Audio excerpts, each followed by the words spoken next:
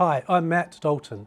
I'm about to sit down with Alice Strevens from our sustainability team to talk about human rights and responsible supply chain. I hope you enjoy the conversation. I'm really keen to understand how modern slavery has evolved, because this was a big hot topic many years ago. What's happening now? So since the UK Modern Slavery Act was introduced in 2015, we've seen a lot of companies taking a huge amount of interest and action on prevention of slavery and trafficking in their supply chains. However, for many other companies, actually the Section 54 element of the Modern Slavery Act has become the work itself. And so what businesses really need to understand is they need to ensure that the systems and processes they have in place are robust and are able to identify, prevent and remedy actual cases of slavery in supply chains. Do you think companies are doing enough at the moment then?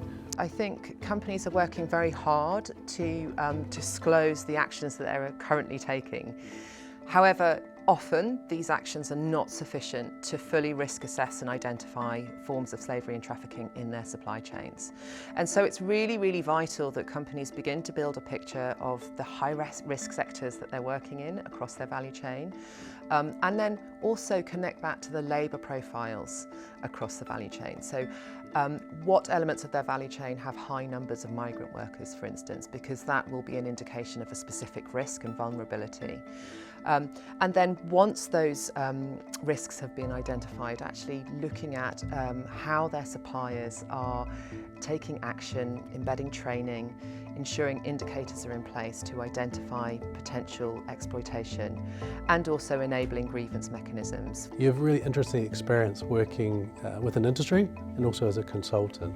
So can you share maybe some of your short stories of what you've seen done well in the past? An example of programme work that I've delivered previously is actually working with the Mauritian, Bangladeshi and British High Commissions in Mauritius to actually help provide support for migrant workers, both from Bangladeshi origin and also Malagasy.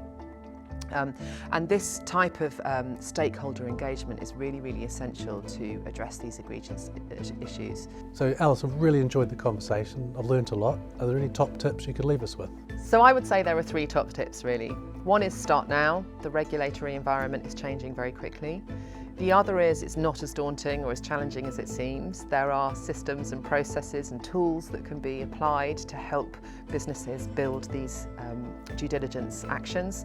And then finally, really take an understanding of the risks across your value chain so that you are able to target your action in the most efficient way and to enable you to prioritise against the actual and potential impacts that are occurring.